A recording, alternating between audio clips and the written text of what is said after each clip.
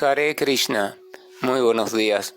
Namo Om Vishnupadaya Krishna Preshaya Bhutale Srimate Bhaktivedanta Swaminiti Namine Namaste Saraswate Deve Gauravani Pracharine Nirvisesa Sunyavadi Vashatya Deshatarine Shaya Sri Krishna Chaitanya Prabhu Nityananda Sri Advaita Gadavdara Srivasadi Gaura Bhaktavrinda Hare Krishna, Krishna Krishna, Hare Hare, Hare Rama, Rama Rama, Hare Hare.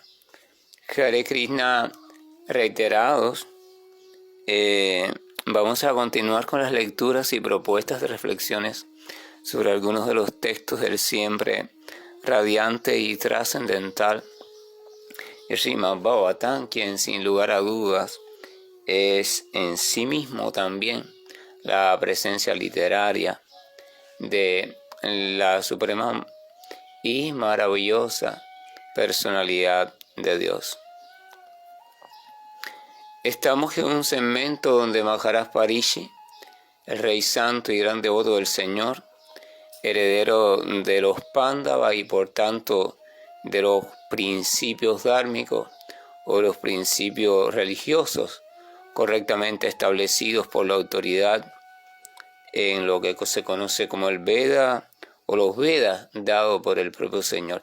Este Maharaj Parishi se había encontrado con la personalidad de Kali o la personalidad de la hipocresía, la riña, la irreligión, que debido a sus influencias y tendencias estaba infligiendo sufrimiento sobre la personalidad del Dharma o los buenos comportamientos, así como sobre la personalidad de la tierra, y por tanto todo estaba sumido en un sufrimiento creciente y en un deterioro progresivo estaba sumergiéndose la humanidad. Y Maharaj Parishi, como buen rey, adecuado administrador, no podía permitir que esa situación siguiera progresando. Entonces se alistó para acabar con ese usurpador. O sea, era, vamos a recordar, un Shudra o alguien de la clase más baja, pero estaba disfrazado de rey. Pero desde ese disfraz y desde esa falsa posición estaba maltratando o estaba tratando de acabar con los principios dármicos y también con la armonía en el planeta Tierra. Entonces el último texto que leímos decía: el rey Parishi dijo: nosotros hemos heredado la fama de Arjuna, por lo tanto, como te has rendido con las manos juntas, no es necesario que temas por tu vida, pero no puedes permanecer en mi reino, pues eres el amigo de la irreligión. Recordando también el detalle de cuando Maharaj Parishi se alista para acabar con este falsante, entonces la personalidad de Kali se da cuenta de ello, se quita el disfraz de rey y va a los pies de Maharaj Parishi y le suplica con las manos juntas que por favor no le haga daño, o sea, pide perdón y queda completamente rendido a los pies del devoto puro del Señor.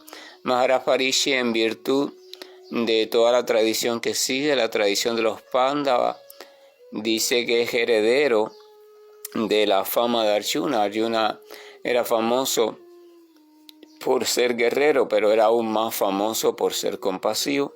Entonces Maharaj Parishi también lo era, es heredero de la fama de Arjuna.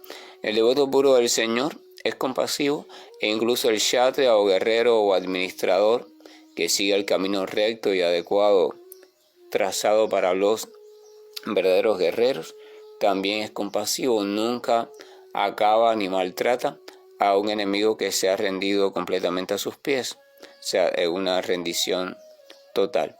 Entonces le dice: ok, tranquilo, no debes temer por tu vida, tranquilo, yo no voy a acabar contigo, pero mira, no puedes seguir habitando aquí en mi reino, pues tú eres el amigo del Adharma. El prefijo a significa la negación, por tanto adharma significa lo contrario al dharma. Por eso se dice aquí o se traduce a veces como el amigo de la religión o del comportamiento o la vida guiada por principios irreligiosos, o sea, que no conducen hacia la relación favorable con el Señor, ni hacia la satisfacción del Señor, que es el verdadero objetivo de la actividad del alma, satisfacer al Señor, y mediante esa satisfacción ella misma encuentra también su propia felicidad. O sea, por tanto, la religión, la finalidad básica y original del Dharma, o de los principios religiosos, es permitir que la entidad viviente cultive una relación favorable con el Señor, se afiance cada vez más al Señor, por decirlo así, se una cada vez más al Señor mediante los lazos del amor, el respeto, la entrega y el servicio devocional. Ahora, la irreligión entonces es lo que hace lo contrario, es lo que hace que la entidad viviente se aleje cada vez más del Señor y se dirija cada vez más hacia sí misma, pero desde la ilusión de sí misma como dueña, como disfrutadora, como todas esas cuestiones. Por eso se habla de envidia del Señor. La entidad viviente, de manera consciente o no consciente, está actuando de manera envidiosa hacia la Suprema Personalidad, porque está queriendo ella misma ocupar ese puesto, ser la disfrutadora, ser la controladora, ser la Suprema, ser el centro.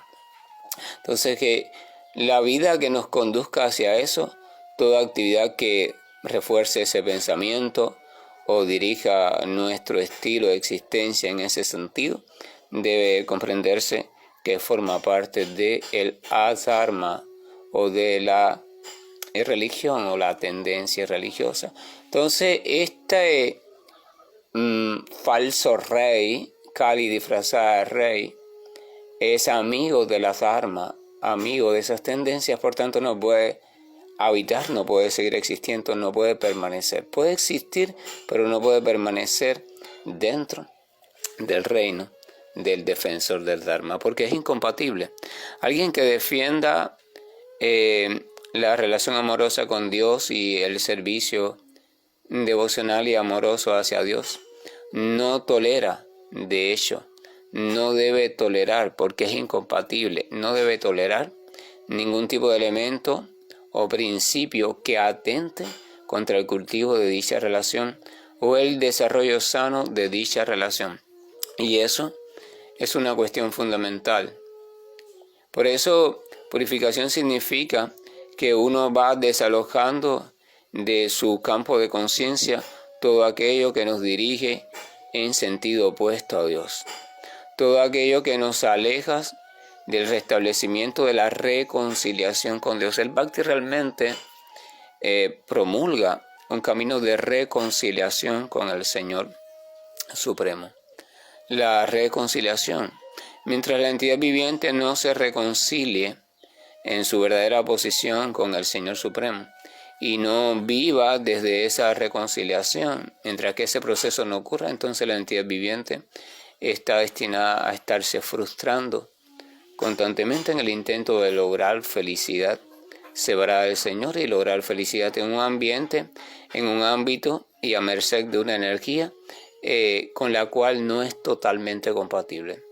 Recordemos que el alma, la chispa de vida, es totalmente espiritual, pero está tratando de ser feliz en medio de las circunstancias materiales, en medio o por medio de mecanismos y actividades identificadas con la energía material y a través de un intermediario material conocido como el cuerpo y la mente materiales. Y entonces eso no puede lograrse. No se puede, no es posible. Es como tratar, suponga que a usted le gusta mucho la miel de abeja por su sabroso dulzor, y usted tiene un frasco con miel de abeja, una botella de cristal, y entonces usted, para disfrutar de esa miel de abeja, usted se enternece, se deleita pasando la lengua por fuera del frasco. Y entonces usted, en su ilusión, en su mente, usted siente el sabor de la miel de abeja, como si estuviera lamiendo un panal así, y usted siente y usted vive eso. Pero realmente es una ilusión. usted no está tocando ni siquiera la más mínima gota de miel de abeja, así que todo el placer derivado es un placer ilusorio y cualquier persona desde fuera, externo a esa ilusión, podría darse cuenta y pensar, mira qué tonto, ¿verdad? Eso mismo está haciendo la entidad viviente está pensando que está siendo feliz a través de pasar la lengua por fuera de la verdadera felicidad. O sea, a través de el frasco o por fuera del frasco conocido como conciencia material o existencia material. Ahora, ¿qué pasa? Los principios dármicos o principios religiosos son aquellos tipos de pensamientos, comportamientos, etcétera, etcétera, que nos ayudan a ir atravesando, ir diluyendo, ir desechando ese frasco, las paredes del frasco, hasta que estemos completamente listos para entrar en contacto directo con la miel y saborear el real sabor, el original, el verdadero, sin intermediario. De eso se trata vida espiritual. En la vida espiritual no existe tal cosa como maquinaria o mecanismos intermediarios, sino que la dicha que deriva del trato amoroso con el Señor, se experimenta directamente, se experimenta totalmente, porque la dicha existe de manera directa. En este mundo espiritual no existe la dicha directa. De hecho, en este mundo espiritual, en este mundo material, no existe nada en sí mismo. Por ejemplo, el olor. Aquí no existe la fragancia en sí. La fragancia necesita de algo para manifestarse en cierta porción. No hay nada en este mundo que sea el olor puro. El olor así perfectamente en toda su potencia, no. Usted dice a eso hay olor a chocolate, olor a coco, olor a jazmín, olor a tierra mojada, olor a esto, olor a aquello. O sea, usted experimenta ciertas cuestiones que no son más que reflejos de una porción minúscula, de un carisma, de un cromatismo minúsculo, muy mínimo, imperfecto, del olor en sí. Pero la potencia total de olor, el olor en sí manifiesto en su plenitud, nadie lo puede experimentar. En este mundo usted no puede experimentar el sonido realmente, la música real, usted no la puede experimentar. ¿Por qué? Usted experimenta ciertas manifestaciones o representaciones de una mínima porción de todo el sonido. Pero el sonido en sí, el sonido puro, el sonido sin intermediario, no lo puede experimentar. Ahora, el mundo espiritual es un mundo de experiencia viva. El sonido existe a plenitud en sí mismo. Él no necesita de algo para reproducirse o manifestarse. Él existe. El olor existe en sí mismo. Existe independientemente. A ver si me entiende. Independientemente del objeto. Por ejemplo, en este mundo usted no puede experimentar olor a rosa si no está aquella combinación química que desprende ese olor. De forma natural si no está la rosa, y de forma artificial si no está esa combinación química que está de hecho también en la rosa. Sin rosa o una sustancia que desprenda esa fragancia, usted no puede experimentar o disfrutar del olor a rosa. En el mundo espiritual no es así. El olor a algo existe independientemente a ese algo. Porque el mundo espiritual es el mundo de la esencia. El mundo de las esencias. Todo lo que existe allí existe en su esencia pura y en su esencia independiente. Entonces, la criatura tiene también un cuerpo puro y un cuerpo perfecto que le permite captar esa esencia. El cuerpo material, la mente material, los sentidos materiales no permiten captar la esencia real de las cosas. Entonces tiene que conformarse con crear una imitación de las cosas, y esa imitación siempre va a reflejar algo muy mínimo e incluso muy alejado de la verdadera esencia, para que la criatura tenga una idea y más o menos se conforme. Pero cuando uno va purificando su mente y ve las cosas un poco cada vez más tal y como son, entonces se va dando cuenta que es un mundo de construcciones, de experiencias construidas y por tanto experiencias reflejadas y por tanto no son la experiencia original y el modelo original. Entonces sí, aquello que nos puede conducir hacia el modelo original empieza a ser distorsionado, entonces nos quedamos sin esperanza, nos quedamos perpetuamente atrapados en este laberinto de locura material. Por eso es tan grave la situación de que alguien o una entidad específica empiece a distorsionar el Dharma. Por eso es que es el crimen más grande. Los amigos de la irreligión, los amigos del adharma, aquellos que tienden a guiar a la sociedad y a las criaturas, en específico al ser humano, por caminos no dármicos, por caminos de no reconciliación con Dios, son los peores criminales, son los que están ejecutando el crimen más grande contra la humanidad. El crimen más grande contra una criatura no es exterminarle su cuerpo, no es lo que llaman matarla, o no es esto, o no es aquello, no es torturarla. Ese no es el crimen más grande. Podrá ser el más espantoso a la vista, el que más impacta, pero no es el más grande. El más grande es aquel que logra descarriar a la criatura de seguir el proceso adecuado de reconciliación con la suprema personalidad de Dios. Ese es el crimen realmente más grande, porque es el único que puede impedir que la criatura alcance la liberación real. Usted puede torturar a alguien, por ejemplo, usted tortura a alguien, y si ese alguien está bien establecido ya en el plano de conciencia de Dios, podrán deshacer todo su cuerpo, hasta incluso podrá gritar, qué sé yo, pero su corazón va a seguir fijo en el Señor, y cuando ese cuerpo ya termine por completo, que ya no funcione esa maquinaria, que ya no puedan seguir torturando porque ya el cuerpo dejó de funcionar, entonces su mente debidamente establecida por vínculo del amor va a seguir existiendo en el plano de conciencia de Dios, y allí con su nuevo cuerpo espiritual perfectamente ya desarrollado en virtud de su amor por Dios, seguirá tranquilamente, jubilosamente en relación con el Señor, y a partir de ahí nadie más podrá acceder a torturarle ni a nada parecido. Por tanto, aunque esa tortura o aunque la muerte esa parezca espantosa, aún así no es el mayor mal que se le hace a esa criatura, porque esa criatura está correctamente establecida. Pero vamos a suponer que a una criatura no se le tortura, no se le mata, sino que al contrario se le dan ciertos placeres, y esos placeres le hacen olvidarse de Dios. Entonces esa criatura en verdad está en peor situación que la que está siendo torturada y está fija en Dios, porque esa criatura está ubicada en un estado de completa perdición, y por tanto la esperanza de real liberación nunca va a estar frente a ella.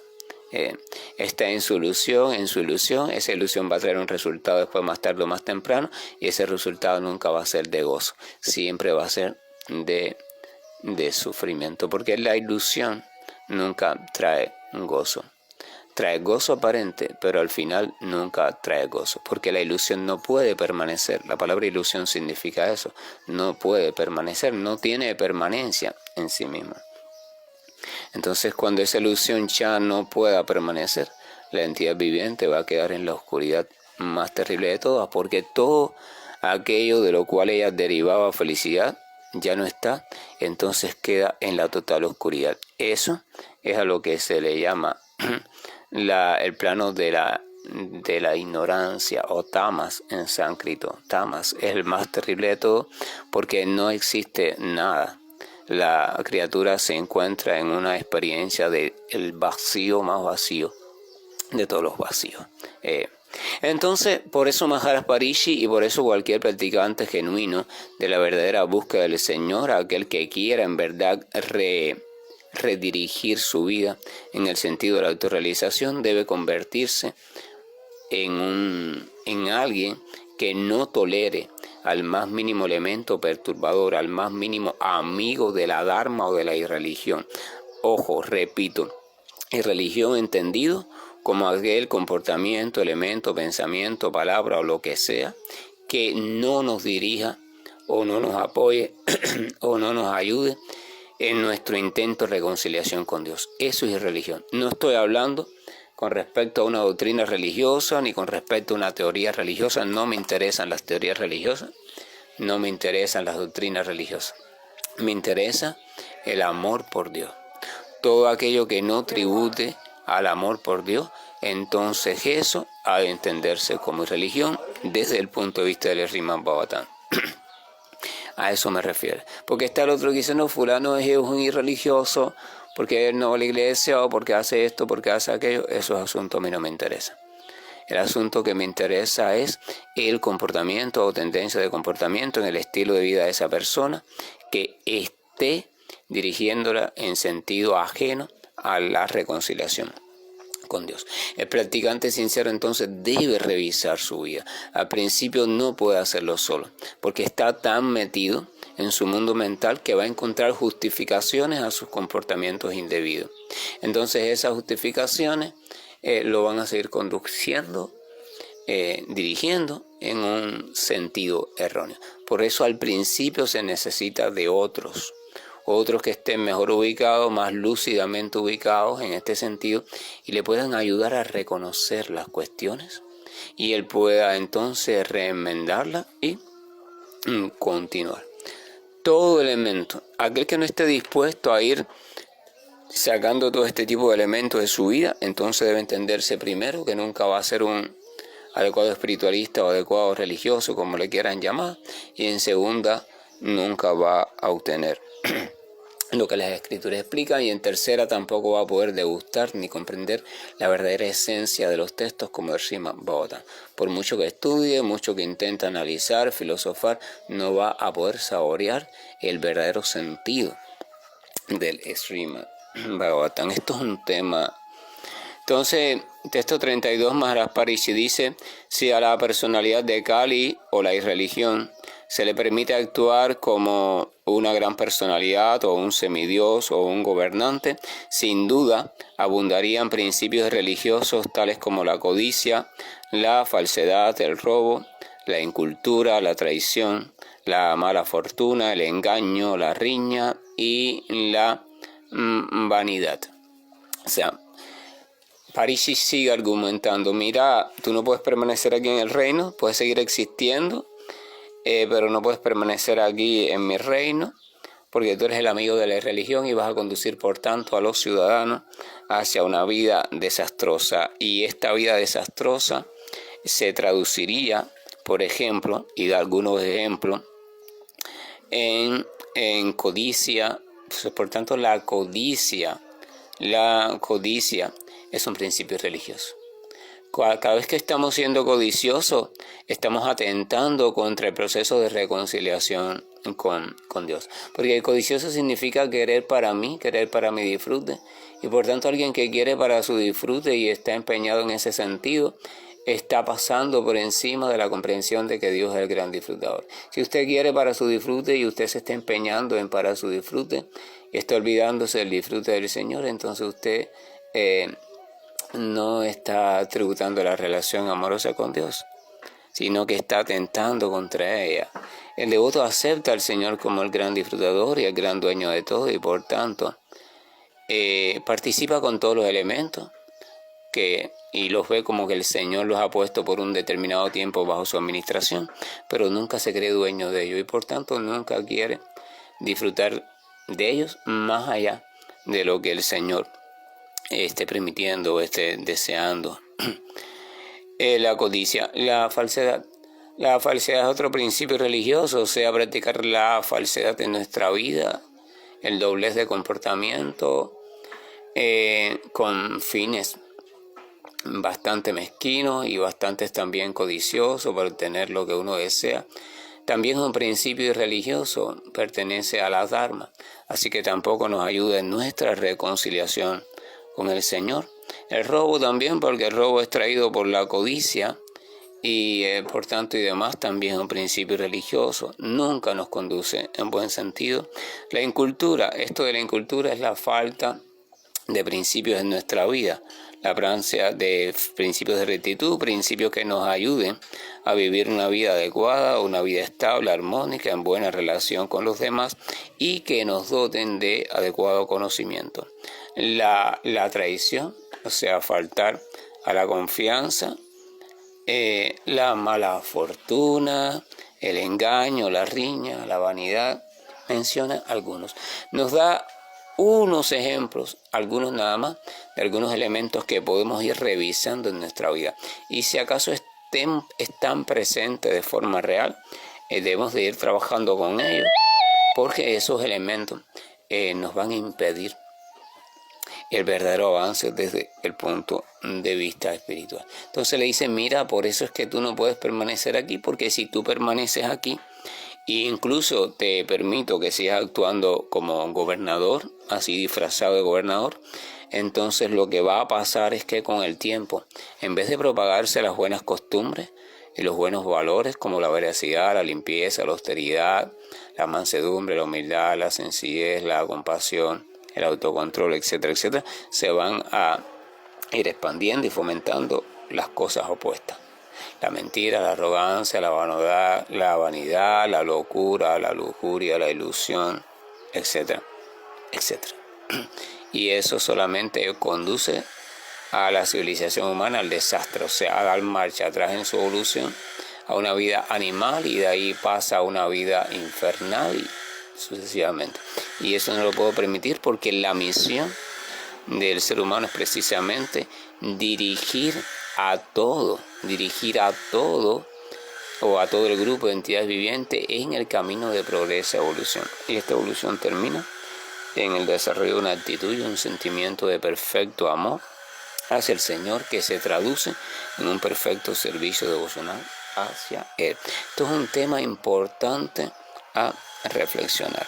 Que la gracia y el amor de nuestro Señor nos acompañe. Bendito Señor que nos estás dirigiendo a través de textos como el Rima Bhavatán y otros textos que entran perfectamente en consonancia o en resonancia, o sea, son congruentes con el verdadero sentido de tu enseñanza amorosa, el verdadero sentido de las enseñanzas de aquellos devotos puros tuyos, Señor, que son reflejos perfectos de tu misericordia.